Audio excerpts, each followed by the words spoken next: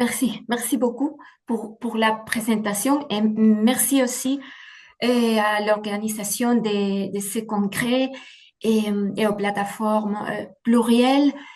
Eh, Creo que tenéis disponible una traducción que he enviado a los traductores simultáneos. Espero que les pueda servir. Pues bien, como saben, me voy a centrar en algunos aspectos muy concretos de una obra de Abdelghani Annabulusi, un alfaquí del siglo XVIII, bueno, alfaquí y una figura intelectual importantísima de la Siria otomana. Y bueno, creo que no, como soy la última ya del día, intentaré no sobrepasar el tiempo y no cansarles demasiado. Bien, Nabulusi fue, como digo, la figura literaria y religiosa más destacada de la Siria otomana. Y entre sus obras destacan, bueno, colecciones de poesía, fetuas, tratados de oniromancia, de metafísica, de profetología, teología y cuatro relatos de viaje, ¿no? Cuatro rislas. Él es muy conocido por ser uno de los grandes discípulos y comentaristas tardíos de Ibn Arabi, del sufí andalusí. En estas rislas, en estos relatos de viaje, Nabulusi recoge su experiencia a lo largo de sus viajes por Egipto, Siria y el Hijaz, así como las reflexiones que una anécdota, una visita o una visión suscitan en él, ¿no? En cada lugar, bueno, no en todos los lugares, en algunos lugares el autor despliega un enfoque muy particular y creo que es muy original dentro del género de Rihla a lo largo de los edificios y los lugares sagrados que jalonan su periplo. Abordaré en primer lugar la presencia de santuarios no islámicos en su literatura de viaje, centrándome especialmente en la Rihla al-Kubra, que es la obra más grande de viaje que tiene y que recoge un viaje realizado entre 1693 y 1694, desde Damasco, cruzando Siria, litoral de Líbano, Palestina, Egipto y finalmente la Meca, donde realiza la peregrinación. Para Nabulusi y el grupo de compañeros que viajan con él, las tumbas de santos y santas cristianas, las tumbas también de patriarcas bíblicos e incluso los monasterios cristianos son lugares de veneración y contemplación. No son solo sitios de interés cultural o de paso. En términos generales, y tal y como ilustran algunos fragmentos de su risla, como los de Jaffa o Belén, Nabulusi y sus compañeros fueron muy bien recibidos por la población local cristiana y en algunos casos fueron recibidos con honores, como por ejemplo cuando llegan al pueblo de Séforis en Galilea. Otra cuestión importante es el hecho de que Nabulusi rinda homenaje y rece oraciones de súplica, duas, en tumbas de profetas o patriarcas judíos como Leví, Rubén, Raquel, la madre de José, que apenas están presentes en la tradición islámica y que no aparecen en el Corán. Desde el punto de vista urbano y arquitectónico, estas tumbas, a pesar de albergar los restos de personajes muy importantes, suelen estar situadas en las zonas rurales y suelen ser muy modestas. De hecho, hay apenas nada de descripción, ¿no? de estas tumbas cuando Nabulusi llega a ellas. Sí hay un patrón en la narración de Nabulusi cuando se está acercando, que es que ve brillar o que ve una cúpula resplandeciente a lo lejos, que hay que interpretar de una manera simbólica y metafórica. Esto es algo recurrente en esta obra y en sus otras reglas, esta idea de que su experiencia y lo que le transmite un lugar está por encima de la realidad histórica de ese lugar o de la belleza objetiva, ¿no? En todas estas tumbas de estos personajes tan importantes en la tradición judía, rezan la Fatiha y hacen una dua, como mínimo. O sea, son tratados como lugares de devoción prácticamente al mismo nivel que lugares aceptados por, bueno, no es que no estén aceptados, ¿no? Pero lugares más propiamente islámicos. Siria y las cuevas alrededor de Damasco, que se habían convertido en un lugar de peregrinación durante la Edad Media, también ocupan un lugar muy importante en esta regla, ¿no? Como afirma James Graham, en varios tramos a lo largo de la costa mediterránea y también en el interior de Siria, en las montañas, generaciones de místicos se habían dedicado a horadar cuevas, a hacer celdas donde vivían y meditaban.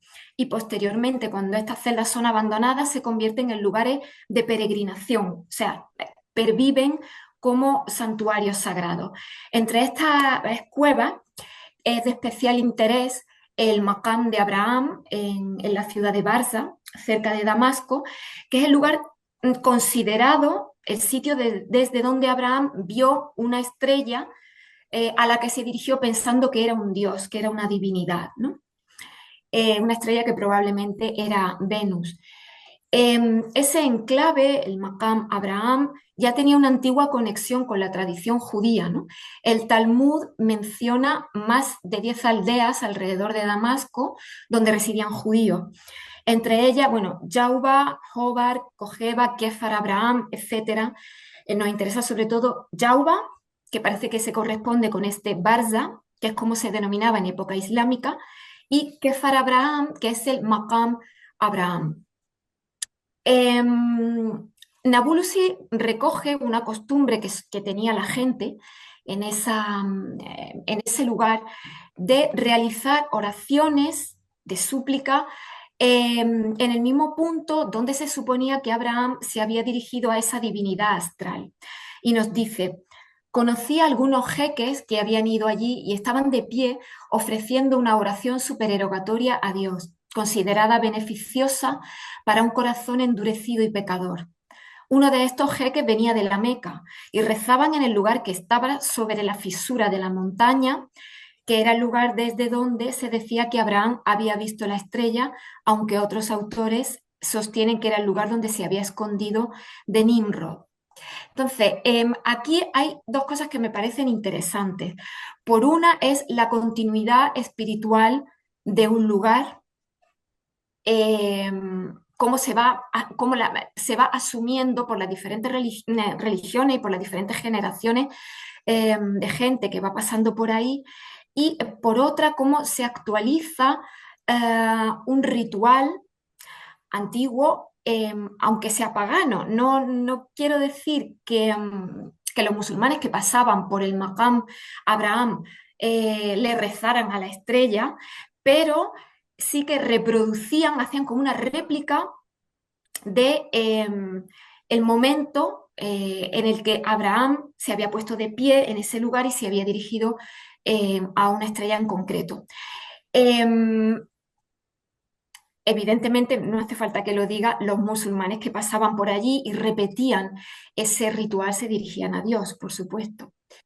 Esta actitud abierta hacia las demás religiones que muestran a Bulusi es típica de su sufismo de linaje akbarí y le abrió muchas puertas allá donde fue y fomentó un ambiente de fraternidad por todos los lugares por donde pasaba. Pero es importante remarcar que esa no era la tendencia general de los viajeros sufíes. Tenemos, por ejemplo, una risla que es casi contemporánea, es de 1628, el autor es de 1628 a 1679, es Al-Ayashi, un marroquí sufí, que tiene también una risla a Oriente y en la que, por ejemplo, nos dice que él rechazó entrar en la tumba de Jonás porque era un santuario cristiano. Y a la tumba de Jonás, por el contrario, Nabulusi le dedica varios fragmentos en su risla y fue visitada y venerada por él. Esta tumba, o mejor dicho, estas tumbas, porque hay varias de Jonás y su padre, que Nabulusi sitúa en Hebrón, y las costumbres populares asociadas a ellas también son objeto de atención en este libro, ¿no? El culto a la figura de Jonás estaba muy extendido en diversas partes de Palestina y había santuarios de peregrinación asociados a él en Galilea, Judea y Edom. Nabulusi señala la duplicación y la confusión entre los lugares atribuidos a un mismo profeta, pero siempre acepta el consenso popular ante la sacralidad de un lugar. La tumba de Amitai, del padre de Jonás, era también muy respetada por los locales y por la gente de otras localidades, y existía la costumbre, nos dice Nabulusi, de acudir a esa tumba, la tumba de Amitai, cuando se deseaba realizar un juramento solemne e inquebrantable. En cuanto a los lugares atribuidos a Jesús y María, Nabulusi ya había visitado 2 años antes el oratorio identificado con la cuna de Jesús, el lugar de nacimiento de Jesús, Mahdi Isa, situado en una cueva del Haram al-Sharif en Jerusalén. Esto lo relata en otra obrita que tiene pequeña, otra regla dedicada a Jerusalén, que se llama Al-Hadrat al-Unsiya.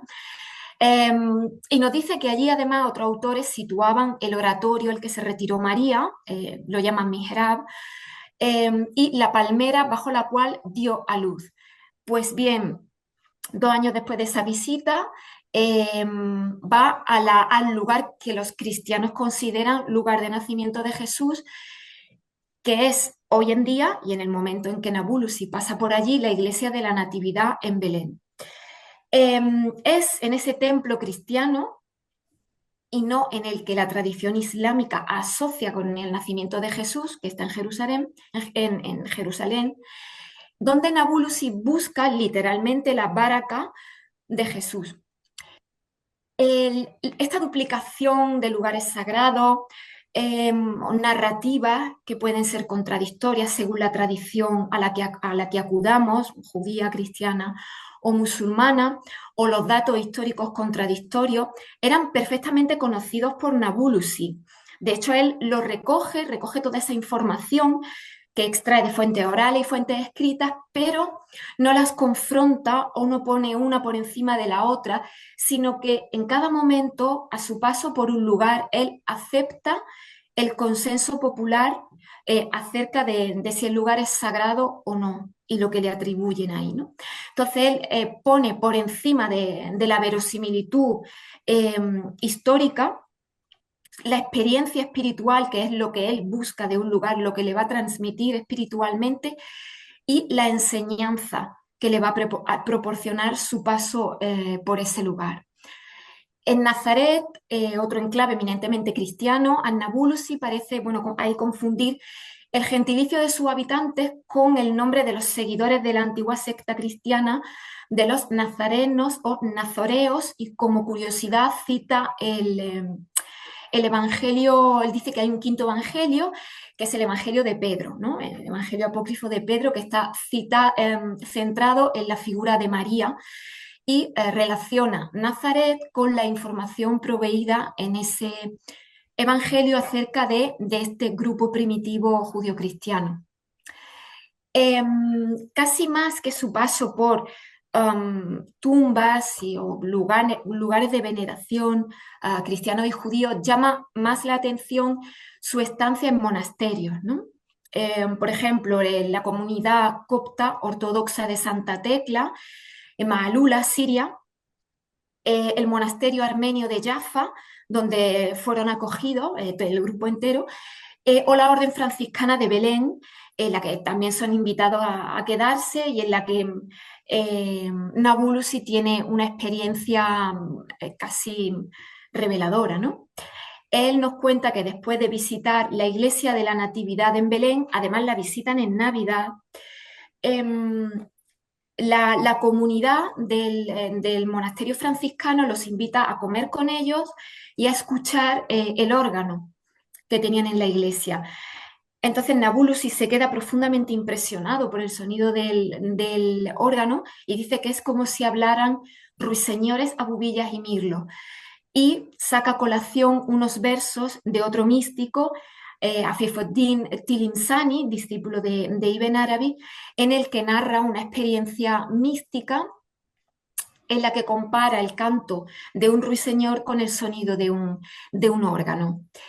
Hay, bueno, otros lugares, como por ahí, hay bastantes lugares, como el monasterio de Sion, en donde se encuentra la tumba de David y donde la familia palestina musulmana encargada de guardar esos lugares los invitan a quedarse y que pueden rastrearse, está salpicada toda su risla de estos lugares, pero que están sobre todo centrados en la parte primera, en la zona de Palestina, Siria, Líbano. Y solo quería dar eso, unos cuantos ejemplos y pasar a al segundo aspecto de la regla de Nabulusi que yo quería destacar aquí, ¿no? Además del de la interreligiosidad. Es el modo en el que interpreta o lee los paisajes y la arquitectura. Para este autor, la ubicación de algunos edificios y la disposición de sus elementos se pueden interpretar desde un punto de vista simbólico. Voy a dar también muy pocos ejemplos.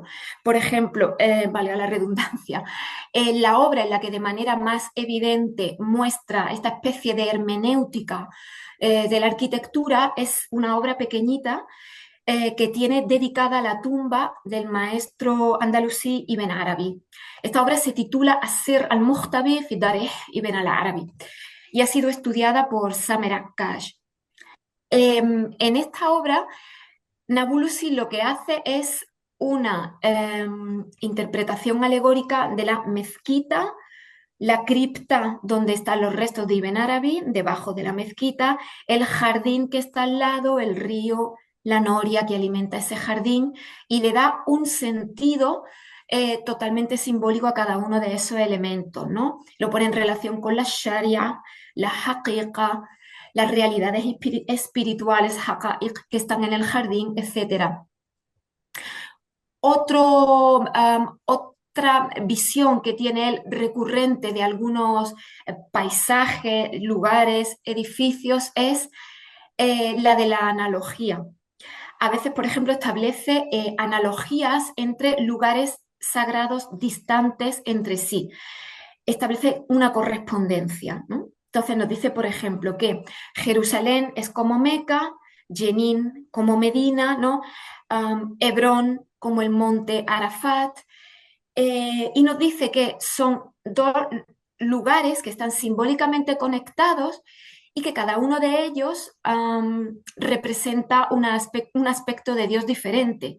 Los lugares del Hijaz corresponden a la trascendencia de Dios, mientras que los lugares de Jerusalén corresponden a la inmanencia o la intimidad de Dios.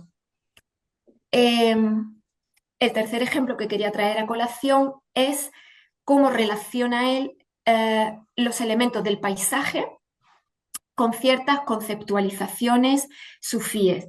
Por ejemplo, cuando él describe en Al-Hadrat al-Unsiya, que es esta pequeña regla centrada en Jerusalén, el cementerio Aságira, nos dice que la colina Aságira alberga sobre ella el cementerio y que hay una cueva debajo que tiene o en la que se ha construido una zawiya para la tariqa, para la cofradía mística adhamiyya.